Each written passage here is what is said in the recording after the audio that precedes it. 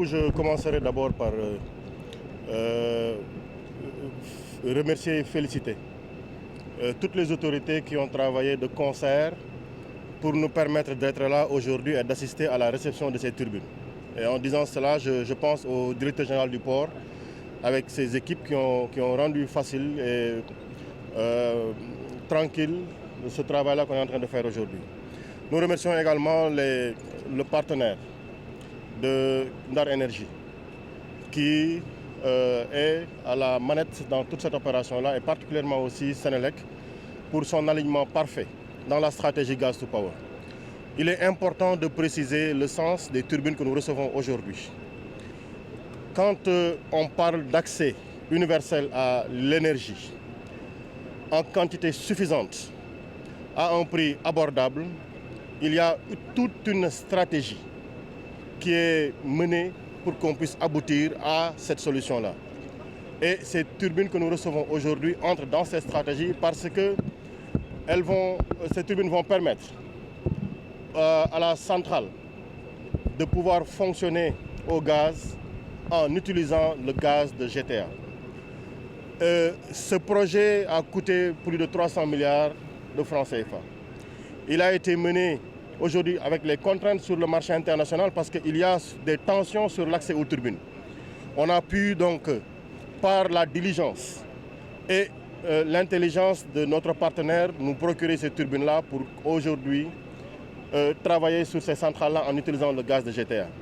Je précise que quand le Sénégalais qui a parfaitement droit à avoir accès à l'énergie à un coût abordable parle d'accès à l'énergie, la stratégie, c'est quoi?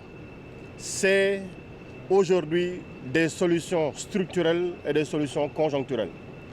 Vous avez entendu, Monsieur le Premier ministre, parler hier d'une baisse du prix de l'électricité. Il s'agit là de solutions conjoncturelles sur lesquelles nous avons travaillé depuis des mois avec plus de vingtaine de réunions techniques tenues pour aboutir à des conclusions provisoires de baisse de l'électricité en attendant qu'on aboutisse à ces solutions conjoncturelles qui correspondent d'abord à la conversion de l'intégralité des centrales qui fonctionnent au fioul, qu'on puisse les convertir et les faire fonctionner au gaz. D'abord, avec l'impact que cela produit sur le coût de production de l'électricité. Il ne fait l'ombre d'un doute que si le coût de production de l'électricité est facile et n'est pas cher, indubitablement, on aboutit à un coût d'accès à l'électricité qui devient facile. En attendant qu'on réalise ça, Senelec est aujourd'hui en train de convertir des centrales qui fonctionnaient au fioul pour les faire fonctionner au gaz. Et ces turbines-là rentrent dans cette stratégie de Gas to Power pour qu'on puisse faire la conversion. Déjà, des centrales ont été converties. On poursuit la démarche pour l'intégralité des centrales à convertir. La seconde stratégie, c'est de construire de nouvelles centrales qui fonctionnent au gaz, mais également en mettant une stratégie sur le développement des énergies renouvelables. Et tout ce schéma global réuni, début 2026, 2027, qu'on puisse avoir toutes ces stratégies globales matchées ensemble pour nous permettre d'avoir des solutions conjoncturelles définitives qui vont impacter et le consommateur qui est dans son domicile, mais également l'industrie par le coût d'accès à l'énergie qui sera globalement très abordable pour tout le monde. En attendant cette solution, ce qu'a dit le Premier ministre est très précis, une baisse qui n'est pas due à la transformation des centrales, mais ce sont des efforts concertés que l'on met en œuvre pour aboutir à une baisse de l'électricité pour énormément de ménages qui se trouvent dans une situation de contrainte relativement à cela. Donc ce sont les conclusions que nous allons avoir les jours à venir. Donc notre présence ici s'explique par cette perspective de la conversion des centrales avec l'accès à l'électricité, à ce coût-là que nous espérons tous et que nous avons déjà, par une stratégie très claire, identifiée et sur laquelle nous travaillons. Donc, il a dit clairement ici que le cycle simple sera pour 2026, le combiné sera pour début 2027, donc pour nous permettre d'être opérationnels. Et cette perspective-là, comme je dis, elle se poursuit aussi sur d'autres centrales pour qu'on puisse aboutir aux résultats que nous attendons. Et nous sommes en train de développer une centrale de 255 MW à Saint-Louis. Et le centrale, aujourd'hui, on peut dire c'est presque prête parce que nous avons fait amener des équipements de GE qui sont déjà disponibles sur le site.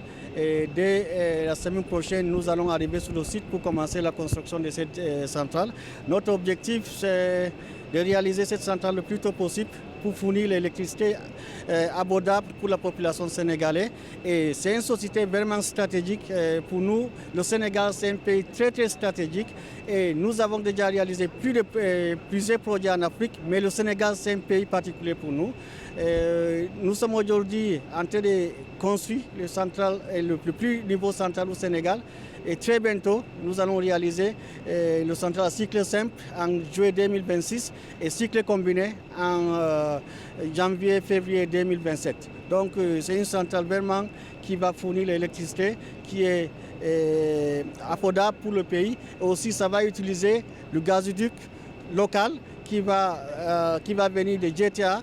Donc c'est un projet vraiment très, très stratégique pour le Sénégal, y compris nous, DA Energies, qui est le partenaire d'AXA Energy, la société. Pour l'instant, non, on n'a pas de concern parce que notre partenaire technique Sénélec qui est toujours avec nous et le ministère de l'Énergie aussi est toujours avec nous. On n'a aucune concern pour l'instant. Nous sommes en train d'aller sur le planning. Donc je peux dire, pour nous aujourd'hui, le projet va être prêt dans l'année 2026. Et je peux dire devant le ministre de l'Énergie et aussi le directeur général de Sénélec que nous n'avons aucun problème parce qu'ils sont toujours derrière nous.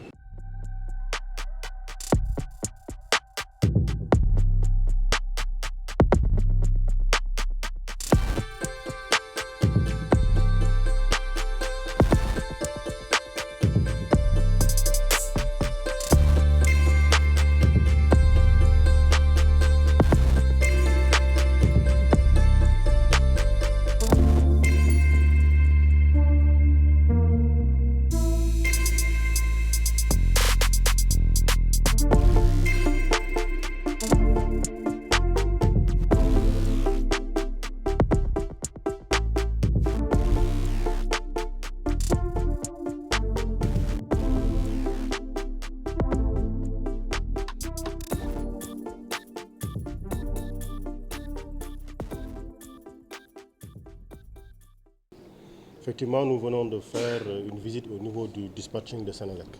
Et comme vient de le préciser le directeur général de Sénélec, il s'agit d'un centre névralgique qui donne une vision synoptique et intégrale de l'interaction entre Sénélec, ses clients, et le Sénélec et ses partenaires pour le point de vue sur l'accès à l'énergie, à l'électricité donc.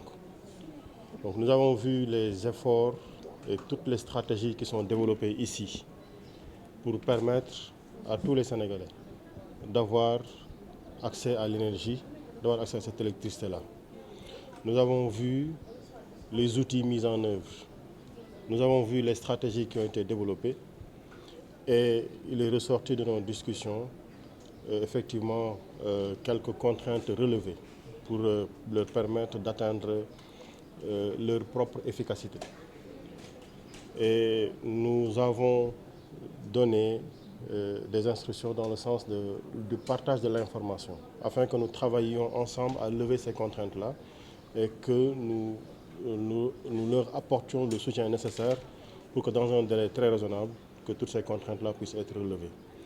Ce qu'il y avait de plus important à savoir, c'est de savoir que ce centre-là est un centre stratégique, extrêmement important, et qui joue un rôle primordial et crucial dans le mandat qui est confié au titre du service public à Sénélec. Nous voulons encore encourager tous les agents qui travaillent ici en leur rappelant simplement que la volonté de l'État du Sénégal, dans cette perspective du référentiel Sénégal 2050, que tous les citoyens ont droit à l'électricité.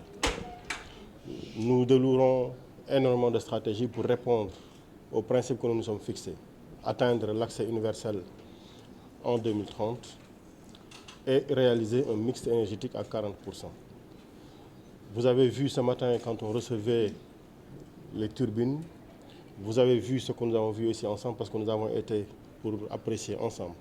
C'est simplement pour dire que tout est fait pour que tous les citoyens puissent avoir accès à l'énergie, mais également tout est fait pour que le prix de l'électricité soit abordable. Alors, sur les contraintes, comme nous l'avons dit, il y a des choses qui relèvent de l'organisation interne de Senelec et ils sont en train de travailler. Il y a d'autres qui sont d'ordre sous-régional, donc qui ne relèvent pas directement des compétences ou des aptitudes de Senelec ou de l'État du Sénégal, mais de la sous-région. Nous avons retenu de travailler ensemble. Il y a un mandat qui relève du ministère. Je pense que nous avons vu, entre autres, tout ce qu'ils sont en train de faire au niveau de leurs relations avec les IPP. Et nous leur avons rappelé que c'était des préoccupations même du Premier ministre qui interpelle souvent et très souvent sur l'efficacité des attentes par rapport aux IPP. Donc nous avons aussi demandé à ce que les informations soient partagées pour que nous travaillions ensemble à apporter toutes les réponses, mais savoir réellement en fait quelles sont les données des problèmes pour y apporter ensemble aussi les réponses qu'il sait. Ce que je pourrais dire à titre de conclusion, c'est qu'il faut être fier de ce qui est en train de se faire ici. Mais nous leur avons demandé de communiquer davantage, parce que c'est extrêmement important. Quand nous recevons chaque jour des interpellations des Sénégalais sur le prix de l'électricité, il y a quelques jours, c'est un tailleur qui est un ami à moi qui m'envoie un message, me dit faire le courant boigné. Pourtant, au mois de février ou au mois de mars, on disait que le courant a baissé. Le courant n'avait pas baissé. On dit que le prix du courant de l'électricité a augmenté. Il n'a pas augmenté. C'est la consommation qui augmente et naturellement, qui consomme plus doit naturellement pouvoir payer plus. Mais réellement, qu'est-ce qui est en train d'être fait? Il faut que ceux-là qui interpellent par leurs représentants, je veux dire par ceux qui ont le mandat de la protection des intérêts des consommateurs, mais également par ceux qui s'activent parfois et qui ont juste besoin de savoir, qu'on les amène à voir réellement ce qui est en train de passer, ils comprendront. Parce que là, quand vous sortez d'ici, vous savez ce qui est en train de se faire en termes d'efforts. Vous savez que quand on vous dit que si dans un pays de la sous-région interconnecté au réseau de Senelec, il y a, disons, un décrochage sur la production, il y a une baisse de tension et Senelec, pour se préserver lui-même, décroche absolument pour ne pas qu'il y ait des impacts négatifs sur son réseau. La conséquence, probablement dans la zone concernée, délestage, baisse de tension. Quelles sont les conséquences? On va dire non, on nous a délesté. Mais en réalité, c'est pour préserver tout un système que Senelec doit être obligé de se délester pour ne pas que les conflits sur les tensions aient des impacts négatifs. Ça, on peut le comprendre. Parce que quand ma famille à Koungheul me dit qu'on n'a pas l'électricité parce qu'on est délesté, la raison, c'est que c'est une très longue ligne de tension et que si dans un pays, disons, interconnecté, il y a cette situation-là, Senelec est obligé de s'enlever de la ligne. Donc voilà ce qu'il faudra expliquer, mais qu'on comprenne que nous sommes tous mobilisés pour obtenir les réponses, pour aboutir au principe que l'État nous enjoint, sur lequel l'État nous enjoint de travailler. Et je demande vraiment à Senelec de recevoir les associations de consommateurs et de leur montrer ce qui existe, de leur donner les vraies informations, parce qu'enfin, il n'y a rien à cacher, tout est transparent et tout le monde comprendra. Donc ça, c'était l'importance aussi qu'il y avait à faire cette visite-là. Donc, en tout cas, pour conclure, nous encourageons ceux qui sont en train de travailler. Nous le disons de manière très précise, fiers de ce qui est en train de se faire au niveau de la Senelec. Le dispatching national, c'est comme vous l'avez vu, le centre de toutes les opérations donc de Senelec. C'est ici qu'on supervise, en fait, qu'on fait d'abord, comme l'a présenté le directeur de l'exploitation et des systèmes des achats. Donc c'est à partir du dispatching national que toutes les opérations de conduite de réseau sont faites. Donc à partir déjà des prévisions de la demande, du suivi en temps réel de la demande et surtout de l'optimisation des coûts de production. Donc cette visite a permis en tout cas de faire cette présentation au ministre, de relever aussi quelques contraintes et défis qu'on a actuellement. Les contraintes principales en fait aujourd'hui sont la stabilité du réseau. Je l'ai dit à chaque fois que en tout cas j'ai eu l'occasion. Et c'est le moment aussi de revenir pour aussi informer les populations que les perturbations que nous connaissons actuellement, nous l'avons montré au ministre, sont principalement dues à des contraintes aujourd'hui avec les relations que nous avons avec les pays voisins. dans le flux d'échange d'énergie, nous avons une ligne qui est assez perturbée. Donc les deux réseaux, pour qu'ils puissent en tout cas synchroniser, il faut un certain nombre donc, de paramètres à accorder. Et malheureusement, parfois, nous les perdons et c'est ce qui explique.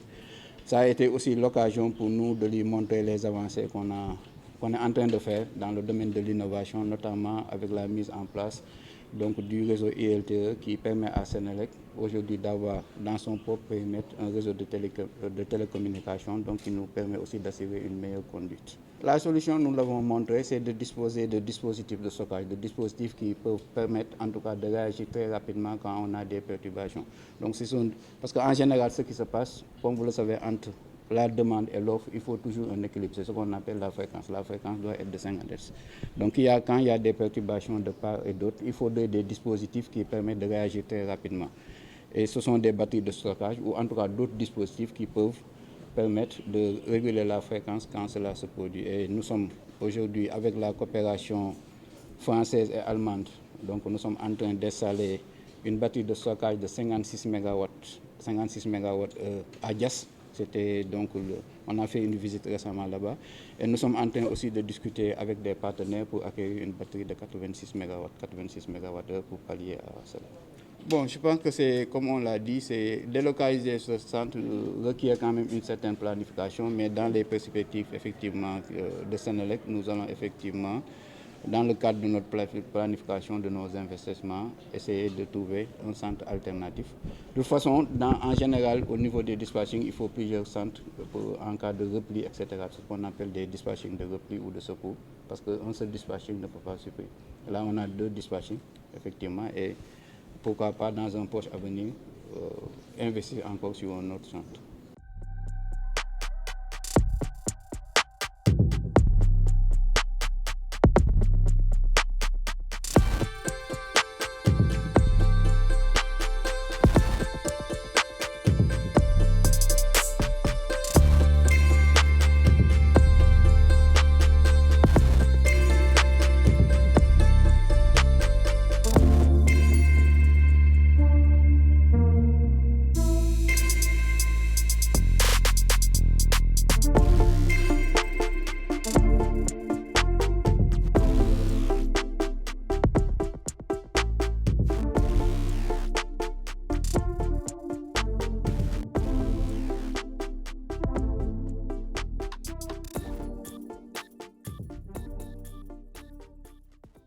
L'événement que nous célébrons aujourd'hui ensemble, à savoir donc la pose du 1000e poste préfabriqué, est un motif de fierté.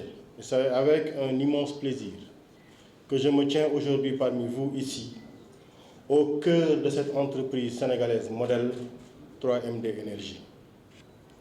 Cet événement n'est pas seulement un jalon technique ou industriel. Il symbolise la réussite d'une vision nationale, celle d'un Sénégal maître de son destin énergétique, un partenariat exemplaire pour la souveraineté énergétique. Et en collaborant avec Senelec, notre compagnie nationale 3MD Énergie démontre qu'il est possible de produire localement, avec compétence, rigueur et innovation, les équipements indispensables à notre système électrique. Ce partenariat incarne la complémentarité entre le public et le privé, entre la vision stratégique de l'État et la capacité d'exécution de nos industriels nationaux.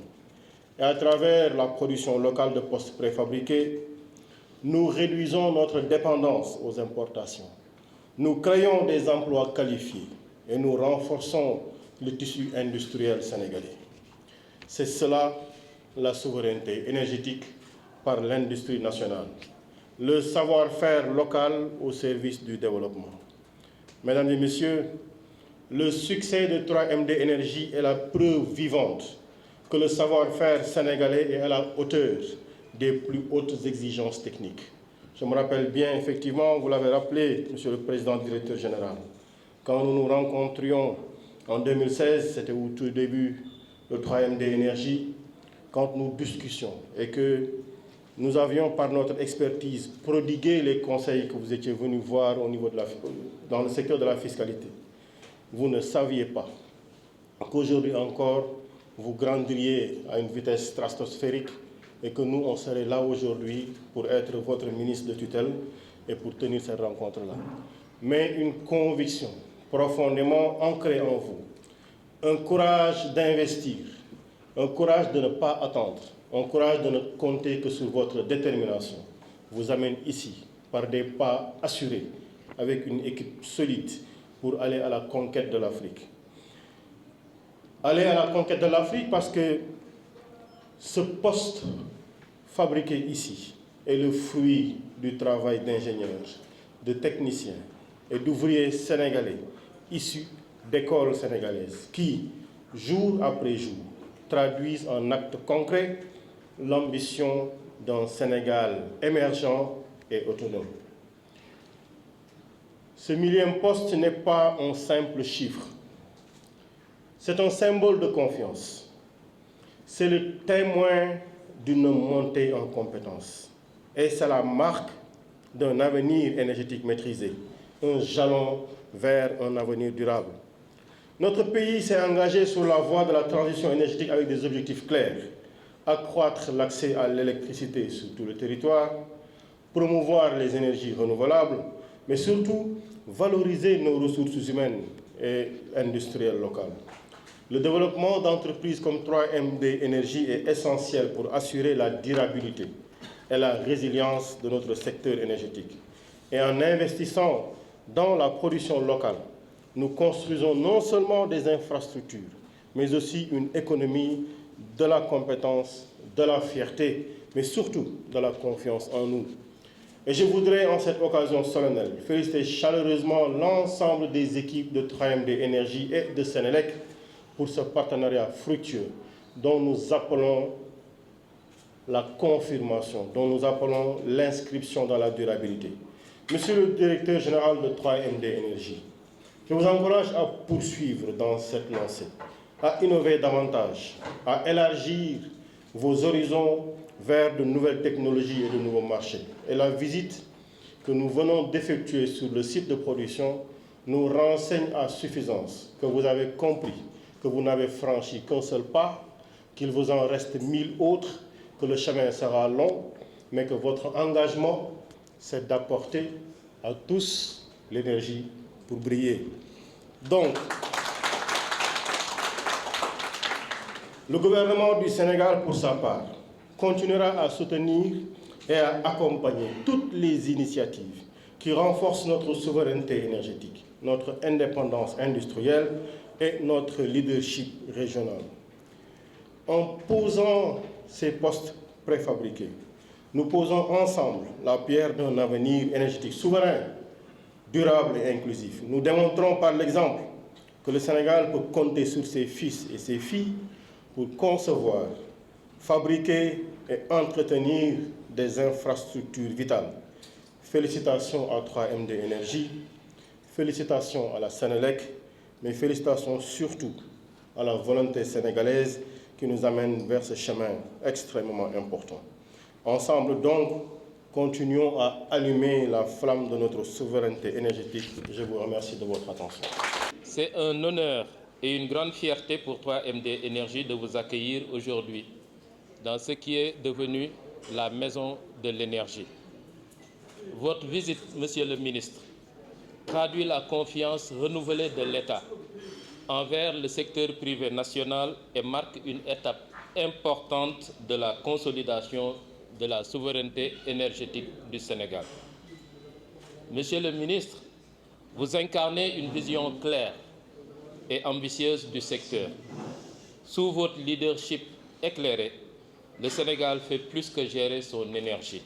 Il la transforme en levier de développement. 3MD Énergie, c'est avant tout une histoire, c'est avant tout une conviction. Celle d'un entrepreneur sénégalais qui a cru dès le départ qu'un pays ne peut être souverain s'il ne produit pas ce qu'il consomme. De cette vision est née une entreprise industrielle 100% sénégalaise bâtie sur 3 piliers. Produire localement, créer de la valeur et des emplois et exporter le savoir-faire sénégalais au-delà de nos frontières. Aujourd'hui, 3MD Énergie est devenue une référence régionale dans la conception et la fabrication d'équipements électriques. Cette trajectoire n'a pas été un long fleuve tranquille. Elle est faite de défis, d'apprentissage et surtout d'engagement collectif exemplaire. Nous devons beaucoup à notre fondateur si présent, à nos équipes techniques, nos ingénieurs et tous ceux qui ont cru en cette vision. Faire du Made in Sénégal un critère d'excellence.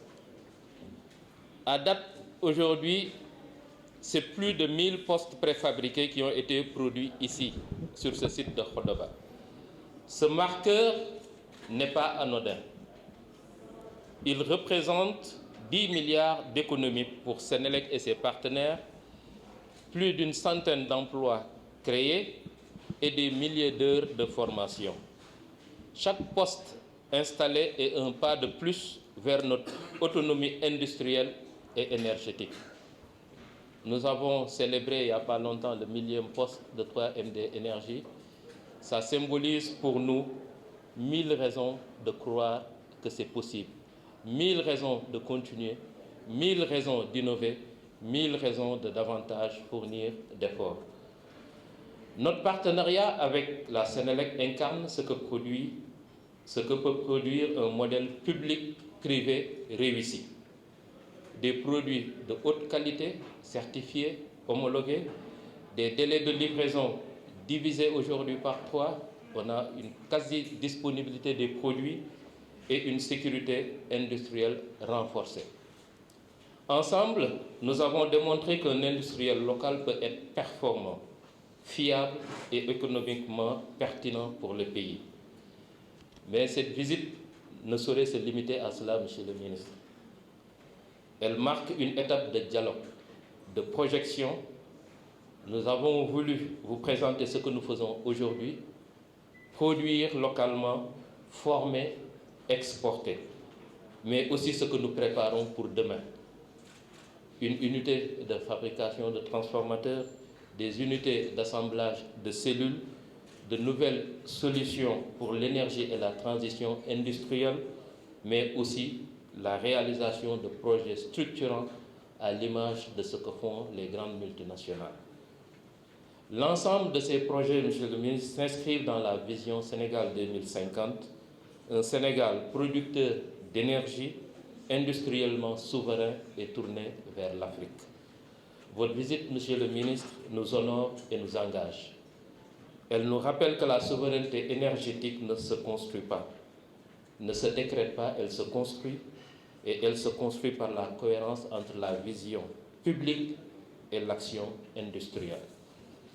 Votre soutien à la promotion des champions nationaux, à la préférence locale et au contenu industriel sénégalais est pour nous un signal fort. C'est l'encouragement qu'attendent les entreprises comme la nôtre pour continuer à investir, à innover et à créer de la valeur ici au Sénégal. Je tiens enfin à remercier nos collaborateurs, nos partenaires et l'ensemble des acteurs du ministère de la Sénélec pour leur confiance, leur coopération continue. Chaque poste, chaque innovation, chaque usine est une brique de plus dans l'édifice de ce que nous appelons de tous nos voeux la souveraineté énergétique nationale.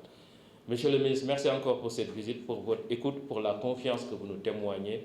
Puisse cette journée renforcer notre conviction commune qu'ensemble, nous pouvons faire briller le Sénégal par son énergie, son industrie et son ambition. Merci beaucoup.